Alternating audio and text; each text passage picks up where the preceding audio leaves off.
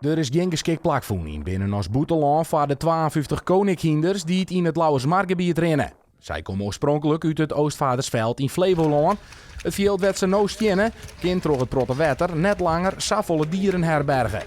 Er is een aantal hoogdrachtige merries bij en die blijven hier staan. En een exact aantal daarvan zou ik je zo niet kunnen geven, maar de helft gaat daar sowieso wel uit nu. En dat betekent ook dat het gebied iets langer draagkrachtig blijft voor die paarden. Want op een bepaald moment blijven alleen de hogere delen beschikbaar. En als die hele grote groep daarop loopt, dan wordt het eerder vertrappeld en ongeschikt. En een kleinere groep heb je dat uiteraard minder snel mee.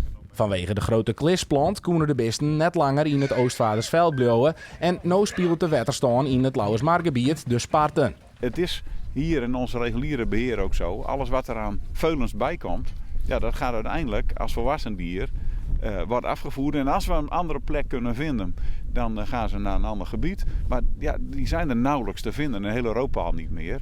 Dus in de praktijk komt het neer dat ze vaak naar de slag gaan. Manje wat meer als de helft van de beesten afviert voor een grutpad naar het slachthuis. In de toekomst hoopt het Staatsbosbeheer meer plakken te vinden waar het koninkinders graaitje kennen, maar zo makkelijk is dat nog net. Ze zijn echt naastig op zoek geweest. De collega's uit Flevoland zijn op zoek geweest naar op verschillende plekken in binnen- en buitenland. Maar die zijn nog niet geschikt daarvoor.